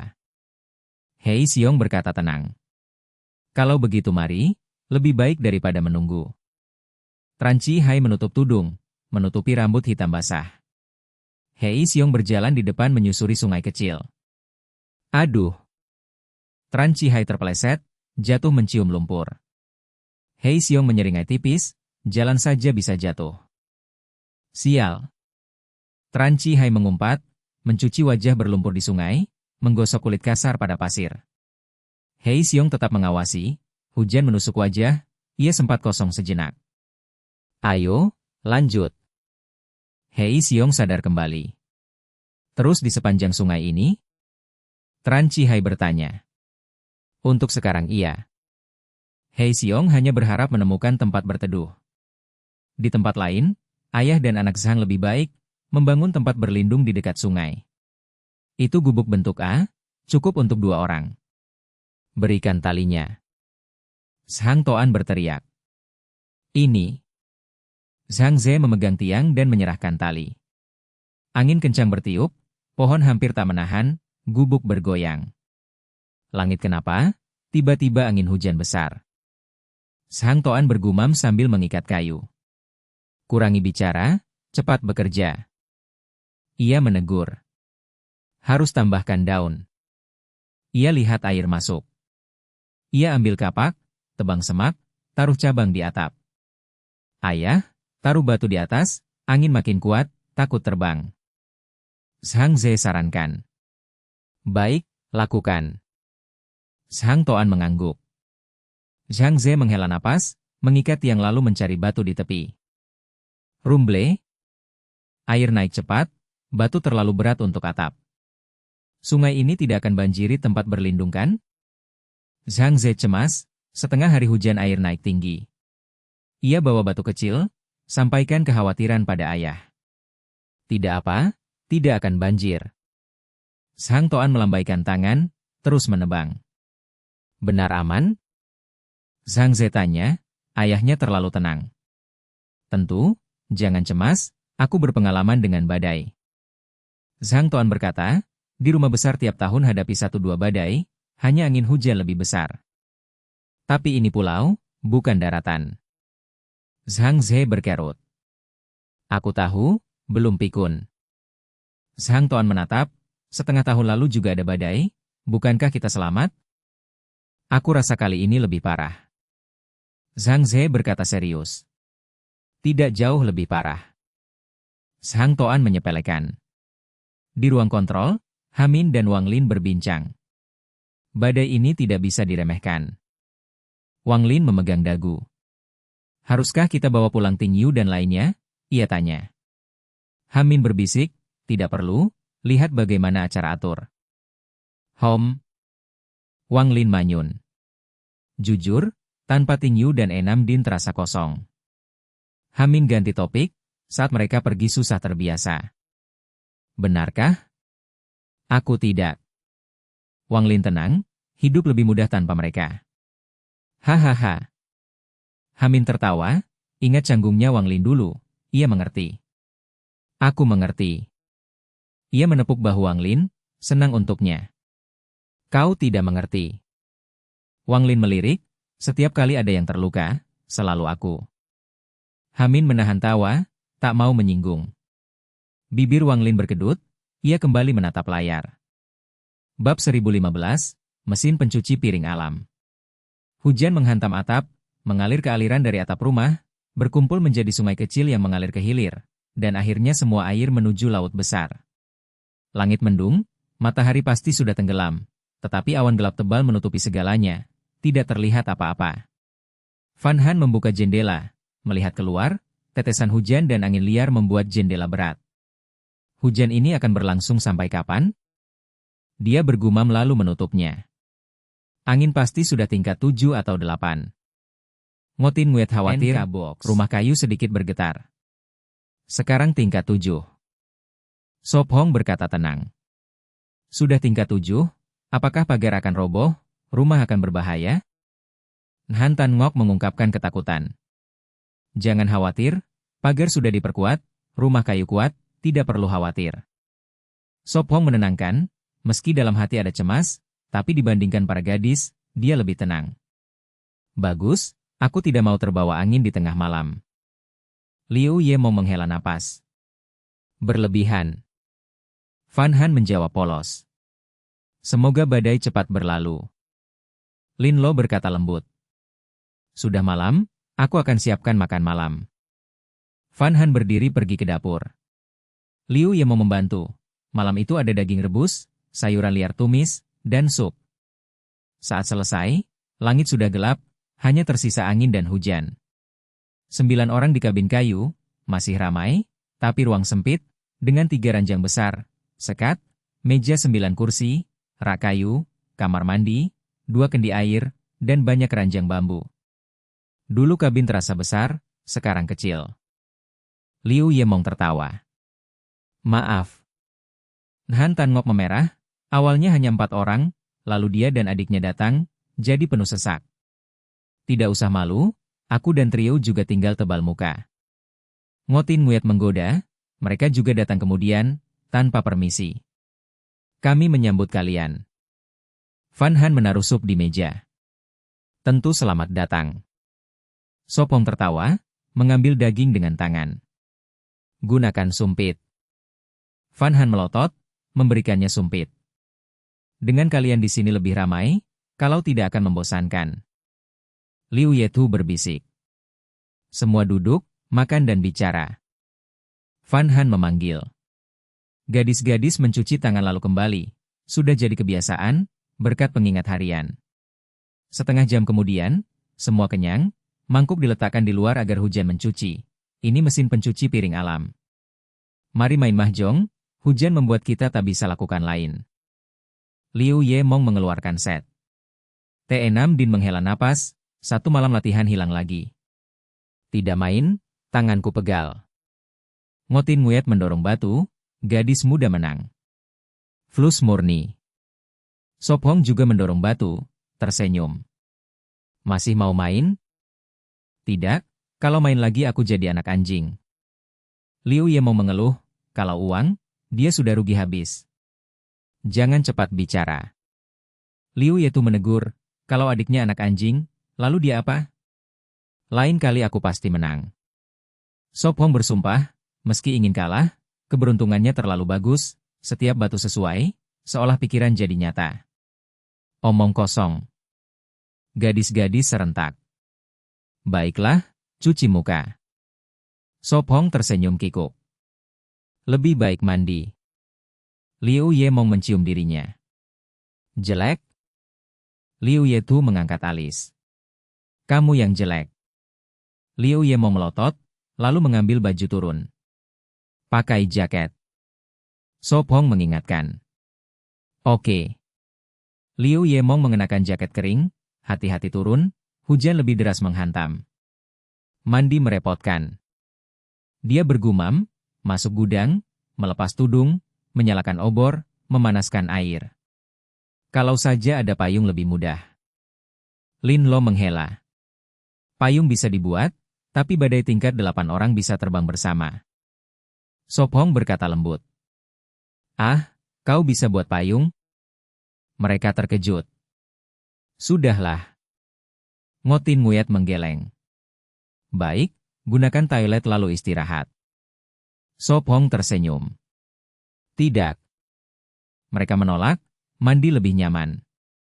Lebih 10 menit kemudian, saat dia keluar, dia melihat gadis-gadis mengantuk, masih memegang handuk, jelas ingin mandi lalu tidur. Guruh. Petir bergemuruh, membuat mereka gemetar terbangun. Bab 1016, Musim Hujan Aneh. Sop Hong berbaring di ranjang besar, di sampingnya terdengar napas tenang gadis itu, dan di luar jendela hujan mengguyur dengan deras. Ia membuka mata, menatap layar simulasi yang akrab di depannya di mana angka 6 menyala. Hujan masih belum berhenti, gumam Sop Hong. Badai sudah berlalu 3 hari namun hujan terus turun. Wuh. Ia tersenyum lembut, mengesampingkan niat bangun dan memutuskan berbaring sebentar lagi, karena tahu di luar masih gelap, belum fajar. Ia tertidur lagi dan ketika terbangun, semuanya sudah bangun menyiapkan sarapan. Bangun, cepat cuci muka lalu kita sarapan. Fan Han menoleh dan polos berkata, hari ini makan bubur kudzu. Baik, jawab Sop Hong lembut, mengenakan sepatu, meregangkan punggung, dan 1 hari lagi berlalu di rumah kayu. Apakah ini masih bisa disebut hari? Hujan terus-menerus saja. Ngotin Nguyat bersandar di jendela, tenda membuatnya tak basah meski ada angin. Badai sudah reda, namun hujan masih ada, mungkinkah ini musim hujan? Lam Lo menghela napas, beberapa hari ini selain mencuci dan ke balkon, waktu lain dihabiskan di dalam rumah bermain catur dan mahjong. Mungkin, iklim Pulau Huyen Nguyat aneh, musim hujan juga tidak mengherankan, kata Liu Yetu pelan. Jika memang musim hujan, berapa lama akan berlangsung? Tanya Ngotin Nguyat menatap Sop Hong. Tidak tahu, bisa saja 5 hari, 10 hari, setengah bulan atau bahkan 1 bulan. Sop Hong mengangkat bahu, ia bisa membaca langit tapi bukan peramal masa depan. Setidaknya 2 hari ini langit tak berubah. Liu Yetu menepuk bahu adiknya dan berkata tulus, tetap tenang saja, melewati waktu dengan damai juga baik. Tapi kita harus berburu, kata Liu Ye Mong polos. Sebenarnya tidak perlu, daging asin dan ikan asap masih banyak, kita juga punya anak rusa dan kelinci. Cukup sampai kompetisi selesai, bisik Fan Han. Begitu? Liu Ye Mong cemberut lalu matanya berbinar, ia serius berkata, tapi masih ada peserta lain di pulau, jika mereka juga bertahan sampai akhir bagaimana 3 peringkat teratas ditentukan? Itu, tim acara sepertinya tidak menyebutkan. Ngotin Nguyat merenung. Iya, memang tidak disebut, mungkin mereka kira tidak ada yang bisa bertahan lama, duga Lam Lo. Kita harus proaktif dan menyingkirkan peserta yang tersisa. Liu Ye Mong menutup kepalan tangan. Sukar, seharusnya kita singkirkan Tran Chihai dan beruang hitam lebih dulu, kata Liu Yetu tenang. Benar, sekarang agak menyesal. Han Tan Ngok tersenyum getir. Ketika kapal sampai jembatan akan lurus, masih lebih dari 50 hari, tidak perlu tergesa, kata Sop Hong lalu mengambil barang ke kamar mandi. Cukup buat mereka tak bisa mengurus diri sendiri. Han Tan Ngok tetap tenang. Kalian terlalu keras. Ngotin Nguyat tertawa, setengah bercanda, lain kali ikat mereka lalu tinggalkan di Pulau Huyen Nguyat, tim acara yang jemput. Ide itu oke. Sop Hong keluar dari kamar mandi dan mengangguk. Berapa peserta yang tersisa sekarang? Tanya Han Hungok polos. Kurasa tidak banyak. Sop Hong melirik, melihat Kak Trau menatap tajam, ia cepat memperbaiki ucapan. Lam Lo menghela napas, melotot pada Sop Hong, ia tidak mau tim acara memperhatikan mereka. Membuka informasi soal kompetisi bisa merepotkan, lebih baik berhati-hati. Sungai hampir meluap ke halaman. Ngotin Nguyat melihat arus naik, talas dan tanaman obat terendam, hanya ujung daun yang terombang-ambing. Dengan hujan ini, sebentar lagi kita harus melapisi gudang dengan kayu dan rumput kering. Sop Hong mengangguk. Rusa dan kelinci juga harus dipindah, kata Van Han. Memindah merepotkan, cukup alas dengan papan di bawah kandang. Sop Hong berpikir lalu menggeleng. Baiklah. Van Han lembut menjawab. Hati-hati, tangga licin saat hujan, ingat Sop Hong lalu turun tangga dengan mantap. Jika memang musim hujan, kayu kering di gudang akan sangat penting untuk memastikan mereka punya makanan hangat. Van Han, kamu urus kelinci, bagian kayu biar aku, kata Sop Hong lembut. Aku bantu kamu angkat kayu. Han Hungok mengenakan tudung dan membawa kayu. Kasih aku tali, pinta Van Han. Semua sibuk, dua gadis kecil meninggikan kandang kelinci. Sop Hong dan yang lain menata kayu dan rumput kering sampai semuanya siap. Saat selesai sudah lewat 3-4 penjagaan. Di luar hujan masih deras namun lebih ringan dari saat badai, berubah dari hujan sangat lebat menjadi hujan lebat. Bau tidak sedap. Van Han masuk hujan untuk membersihkan pakaian dan sepatu. Hujan seperti ini pasti akan memicu banjir bandang atau longsor. Liu Yetu khawatir, mengingat longsor terakhir membuat jantungnya berdebar. Medannya di sini relatif tinggi, untuk saat ini aman, kata Sop Hong tenang. Ia tenang karena belum merasakan bahaya segera. Meski longsor datang tempat ini tetap aman, ia sudah mempertimbangkan hal itu saat memilih lokasi berkemah. Bab 1017, bisa dimakan. Ya, kalian juga sebelumnya ada di gunung. Wu Qingyue bersembunyi di bawah kabin dan menasihati. Su Feng tersenyum pahit, merasa tidak perlu menjelaskan. Ah, hujan sepertinya mengecil. Liu Yimeng tiba-tiba berkata. Rumble? Hujan masih turun, tapi dengan mata telanjang terlihat jauh lebih kecil. Banjir bandang kemungkinan kecil sekarang. Su Feng menghela napas. Bagus sekali, semoga tidak hujan deras lagi. Yun Han berkata senang. Para gadis kembali ke kabin, melepas jaket di kamar mandi, menggantungnya di pintu untuk kering. Masih lebih baik pakai kain yang bisa bernapas. Han Qingyu mengangkat rambut panjangnya, mengikatnya dengan tali rami menjadi kuncir tinggi. Bernapas ya, tapi menggesek kulit. Wu Qingyue menggaruk lengannya. Tidak ada cara lain. Yun Han berkata lembut. Ini sudah bagus, peserta lain bahkan tidak punya pakaian kain. Lin Lu berbisik. Ya, beruntung ada Su Feng. Yun Han tersenyum manis, kain dan alat tenun adalah ide Su Feng. Batuk? Aku hanya biasanya banyak membaca buku. Su Feng berkata ringan, menambahkan dalam hati, bagaimanapun kalian tidak punya sistem. Sudahlah, baca buku bikin aku mengantuk. Liu Yimeng manyun polos, itu penghalang dia jadi siswa terbaik. Aku sudah tahu. Su Feng tertawa. Apa? Liu Yimeng melotot. Mau main mahjong? Wu Qingyue menopang dagu, mata pada Su Feng. Tidak, sudah main 3 hari. Sekarang lihat mahjong saja bikin sakit kepala. Lin Lu melambaikan tangan, 3 hari itu hanya mahjong, dan jumlah menangnya bisa dihitung dengan 1 tangan. Itu intinya. Ya, jangan main, cari hal lain. Liu Yizu berkata pelan. Apa itu? Semua menatapnya.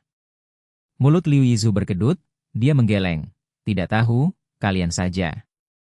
Apa-apaan? Liu Yimeng bergumam, tidak tahu tapi ditanya. Mahjong jangan, catur juga tidak, apalagi? Yun Han menghitung dengan jari. Domino peribahasa? Tebak? Han Ruyu berbisik. Ada lagi? Liu Yimeng bertanya. Tidak kepikiran. Han Ruyu malu. Semua ini sudah main, mau sesuatu baru. Liu Yimeng melambaikan tangan. Kalau begitu kau bilang, main apa? Liu Yizhu menarik telinga adiknya. Mudah, jangan pakai tangan. Liu Yimeng menciutkan leher, cepat menarik telinganya dari cengkeraman kakaknya. Bagus, aku belum pernah main ini. Mata Liu Yimeng berbinar, dia hanya lihat di acara TV, belum pernah di dunia nyata. Bagus, kita main itu. Yun Han tersenyum dan mengangguk. Semua tahu main siapa mata-mata? Wu Qingyue bertanya. Ya, sering lihat di TV. Liu Yimeng mengangguk. Ya, kami lihat di TV. Saudari Han menjawab. Kalau begitu baik, siapa jadi wasit dan kasih topik? Lin Lu bersemangat, dia juga belum pernah main ini. Aku.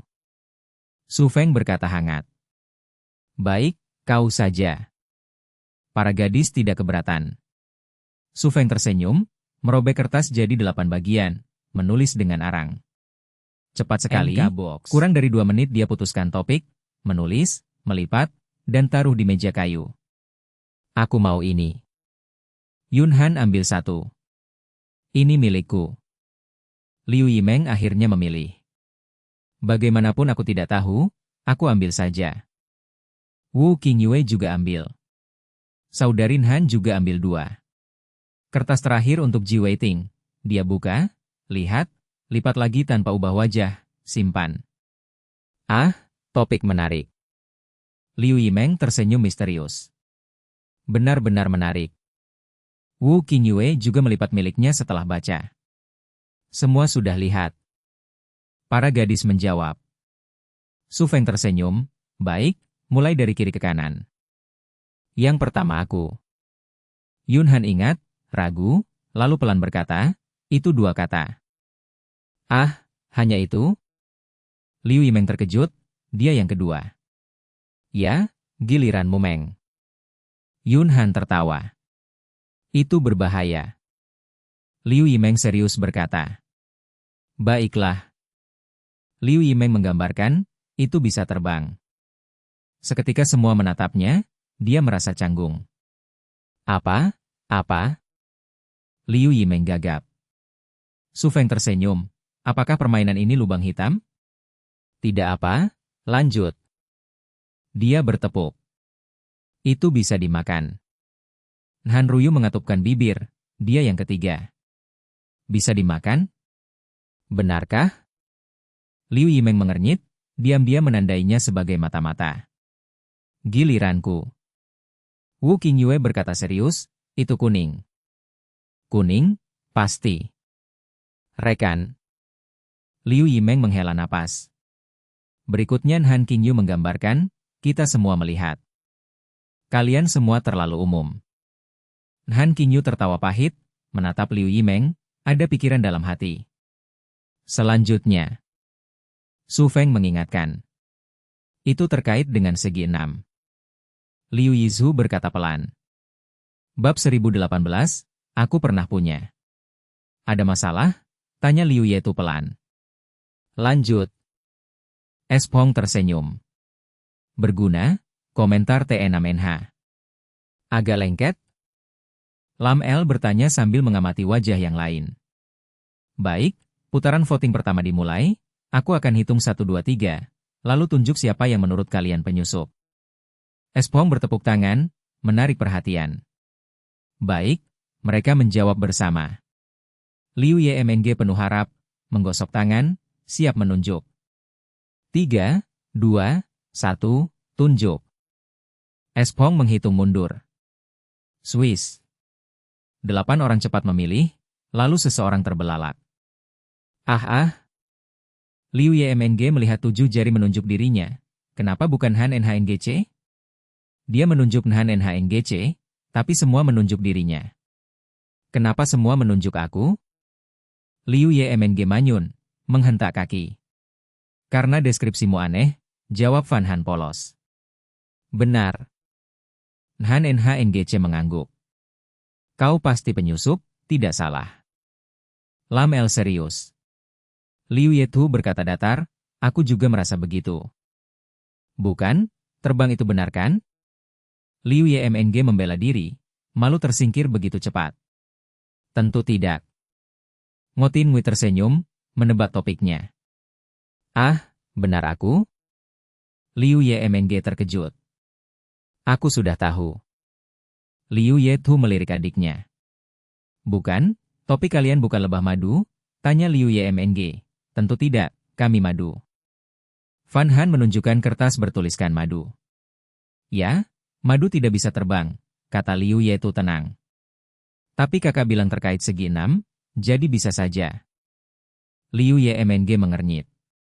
Ya, sarang berbentuk segi 6, di dalam ada madu, jadi dia hanya dicurigai, tapi kau jelas sekali. Jelas Lamel, baiklah. Liu Yemng merengut, menyalahkan nasib buruk. Espong, beri topik berikut, kata Fan Han tersenyum. Ya, lanjut, kata Han NHNGC senang. Aku mau ini.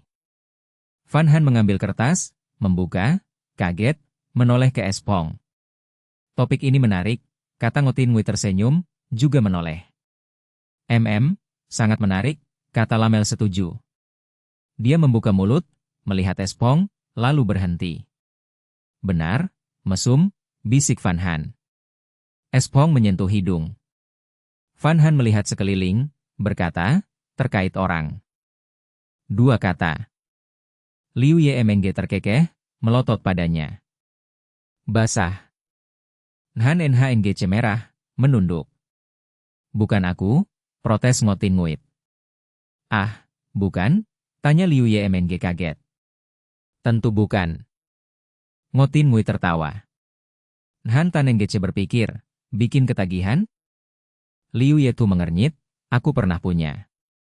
T6NH berkata, lihat orang lain, aku tidak. Terkait perempuan, tebak Lamel, baik, aku hitung 1, 2, 3, lalu tunjuk yang paling mencurigakan, suara terbanyak tereliminasi, kalau bukan penyusup lanjut, kata Espong pelan. 1, 2, 3, mulai.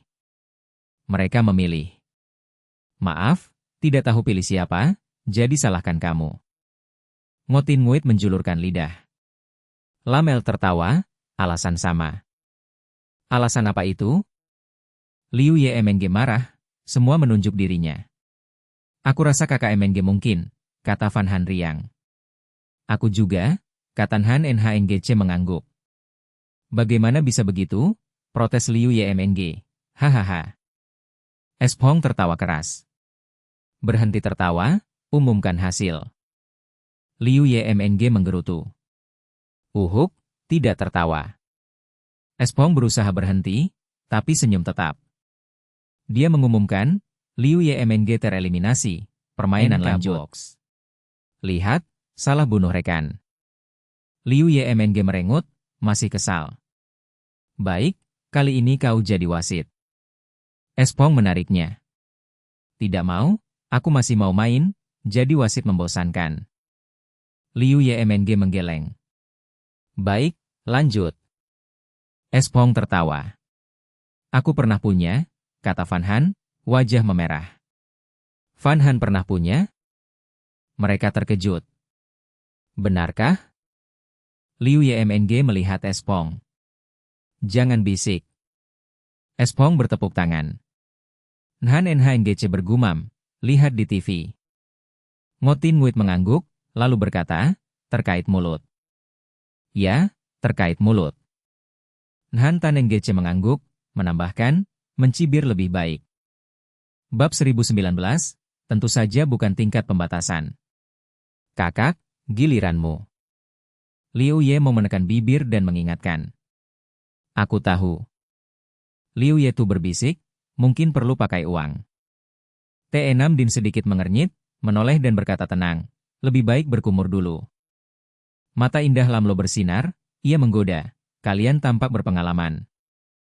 Aku percaya. Lamlo mengangguk serius. Kembali ke permainan, giliranmu. Sop Hong mengingatkan lembut. Ini hal yang bisa ditemui tapi tidak bisa dipaksa. Lamlo mengangguk lembut. Bisa ditemui tapi harus berkumur? Matan Han Tan Ngok berkilau, hatinya penuh pikiran. Baik, aturan sama, Aku hitung 1, 2, 3 lalu tunjuk yang paling mencurigakan. Sopong bertepuk, menarik perhatian. Oke. Mereka saling menatap, tiap orang punya tujuan. 1, 2, 3, tunjuk.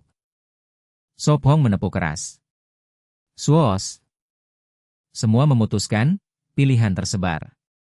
T6 Din dan Ngotin Nguyen saling menunjuk, Lamlo menunjuk Nhan Hungok, dan Han Hungok menunjuk T6 Din. Ah, tampak kacau. Liu Yemong tertawa nakal. Tidak kacau, hanya Tan Ngok dan T6 Din dapat 2 suara, jadi salah satu dieliminasi. Sopong tersenyum. Benar. Liu Yemong mengangguk. Entah kenapa, aku merasa kau mencurigakan. Liu Yetu berbisik. Ya, bibir manyun itu aneh. Fan Han setuju. Apa yang aneh? Bibir manyun itu biasa. Han Tan Ngok membela diri. Aku tak berubah, kau. Liu Yetu bersikeras. Aku juga tidak berubah. Fan Han lirih. T6 Din membuka mulut, tak bisa membela. Kalau begitu aku pilih Tan Ngok. Lamlo memutuskan. Aku juga pilih kakak. Han Hungok menunduk. Han Tan Ngok tersenyum pahit, menegur, Hungok, aku tidak akan makanmu, kenapa takut? Han Hungok malu, aku tidak maksud begitu. Aku juga pilih Tan Ngok. Ngotin Nguyen tertawa, meski memilih T6 Din percuma, karena Tan Ngok pasti kalah. Semua pilih aku. Han Tan Ngok tersenyum getir. Baik, Tan Ngok keluar, berikan kertas. Sopong mengambil. Ia buka, tarik napas dalam, dan umumkan. Permainan selesai, mata-mata ditemukan. Ah, Tan Ngok benar mata-mata? Liu Yemong terkejut. Ya. Sopong balikan kertas, tertulis dengan lipstik. Jadi mata-mata adalah lipstik. Semua paham, itulah alasan bibir manyun. Apa yang kalian lakukan? Han Tan Ngok tanya penasaran, ia sudah menebak. Kami? Mereka saling pandang, sulit bicara. Uhuk-uhuk, mereka berciuman. Sopong batuk. Han Tan Ngok tertegun, wajah aneh, akhirnya paham kenapa harus berkumur. Ia tiba-tiba tanya, siapa bilang harus pakai uang? Wajah Liu Yetu memerah, ia angkat tangan. Aku. Kenapa ciuman pakai uang? Han Tan Ngok bingung. Sopong juga canggung, ia tahu maksudnya. Bagi pria tanpa pacar, ciuman berarti keluar uang. Liu Yetu melotot, seakan berkata kau mengerti. Han Tan Ngok tetap bingung. Ada yang bisa jelaskan? Ia menghela. Kak, sederhana, pakai uang itu maksudnya ke cewek. Han Hungok polos. Tahu banyak. Liu Yemong mengejek. Tidak. Han Hungok menunduk. Ternyata begitu. Han Tan Ngok tersenyum pahit, tak sangka jawabannya sederhana. Hanya sesederhana itu. Liu Yetu tersenyum. Jangan bahas lagi, lanjut main. Liu Yemong berteriak. Tak takut keluar lagi di putaran pertama? Ngotin Nguyen menggoda. Jangan, tolong jangan. Liu Yemong memohon, aku tak selemah itu, pikir dulu sebelum buang. Kupikir kalian lebah, ternyata madu. Liu Yemong menjelaskan. Apa kau benar tahu main mata-mata? Ngotin Nguyen tanya. Tentu saja. Liu Yemong tegas. Baik, kita main lagi. Mata Ngotin Nguyen curiga. Berikan semua kertas. Sopong melambai. Ini. Semua menyerahkan. Lebih 10 menit kemudian, Liu Yemong di samping Sopong lagi, bingung. Kenapa aku keluar lagi? Ia bergumam. Aku paham, kau lubang hitam permainan, mata-mata lubang hitam. Ngotin Nguyen menghela, permainan selesai cepat. Lubang hitam apa? Cuma sial. Liu Yemong menghentak, wajah sedih. Sudahlah, permainan ini tak cocok bagimu. Liu Yetu berkata. Coba lagi. Liu Yemong berharap. Lebih 10 menit, Ia lagi keluar, wajah murung. Yang lain diam menatap. Liu Yemong berpikir lalu polos, biar aku jadi wasit, Sopong main. NK Box. Hahaha. Sopong tertawa, mengangguk. Di luar hujan tetap turun, dalam rumah kayu tawa berlanjut sampai malam. Bab 1020, Gadis Kecil Jamur. Dengan situasi ini, mungkin besok hujan akan berhenti. Fan Han berjinjit, mengulurkan tangan keluar jendela merasakan tetesan hujan. Belum tentu, jika benar musim hujan, gerimis kecil pun bisa turun berhari-hari. Sop Hong sedang melihat microblok sambil menumis sayuran liar. Malam itu dia yang masak. Bagaimanapun, masih lebih baik daripada hujan deras. Ngotin Nguyet menopang dagunya, menatap Sop Hong di dapur. Hei, berkediplah sedikit. Lamlo melambaikan tangan di depan wajahnya. Saat hujan, bisakah kita memetik jamur? Liu Yemong tiba-tiba bertanya. Ya, cukup pakai jaket. Liu Yemong polos berkata, jamur sudah kita makan habis, kan? Besok lihat saja, kalau hujan tidak deras kita keluar. Sop Hong berpikir lalu menjawab. Ah, semoga besok tidak hujan deras. Liu Yemong berlari ke jendela dan berseru ke langit. Jangan ganggu tengah malam. Liu Yetu tertawa menegur. Liu Yemong berbalik, tidak apa-apa, di sini hanya kita. Lebih baik, kirim mereka jauh. Liu Yemong serius. Aku rasa itu masuk akal. Han Hu ngopelan setuju. Entah mereka sudah tersingkir, berita melebih-lebihkan, pasti berbahaya. Fan Han lembut berkata. Tersingkir lebih baik, hemat tenaga. Liu Yemong bertepuk tangan. Kita pergi saat mereka masih tidur. Han Hungok membelalakan mata dan berbisik, jangan-jangan terseret ombak? Kalau begitu, mereka memang nekat. Lam Lo manyun, hari badai itu ombak besar, lalu hujan, kecuali mereka pingsan. Mereka pesaing. T6 Din dingin berkata. Tapi tetap dua nyawa. Fan Han lembut berkata. Kau baik sekali. Ngotin Nguyet berdiri, memegang bahu gadis dan mencubit lembut wajahnya. Aku. Pagi berikutnya, pulau tetap gelap, awan tebal, gerimis. Hari sudah terang tapi tanpa matahari. Kreek. Jendela kayu terbuka, Liu Yemong menjulurkan kepala, melihat hujan dan tertawa. Bagus, hanya gerimis. Dia berbalik tersenyum. Kenapa senang sekali? Ngotin Nguyet menguap dan meregang. Tentu, hari ini aku ingin keluar. Liu Yemong bersemangat. Kalau begitu cepat cuci muka. Liu Yetu bangun, masih mengantuk. Siap. Liu Yemong mengambil peralatan, memakai topi lebar dan turun. Benar ingin keluar hari ini? Fan Han memberikan handuk ke Sop Hong. Aku tidak, di luar lembab sekali. Fan Han menggeleng. Ya, cepat cuci. Fan Han mendorong Sop Hong. Sop Hong, ke mata air kecil. Liu Yemong menunjuk, halaman sudah banjir. Ya, banjir atau longsor tidak masalah. Sop Hong mengangguk, membungkuk mencuci muka. Liu Yemong menggembungkan pipi, menggigit sikat sambil mengangguk. Setengah jam kemudian, mereka duduk di meja makan. Siapa mau ikut keluar? Sop Hong bertanya. Aku tidak, bertarung di hujan merepotkan, aku benci lumpur. Ngotin Nguyet menggeleng. Aku ikut. Lam Lo setuju, matanya berkilau.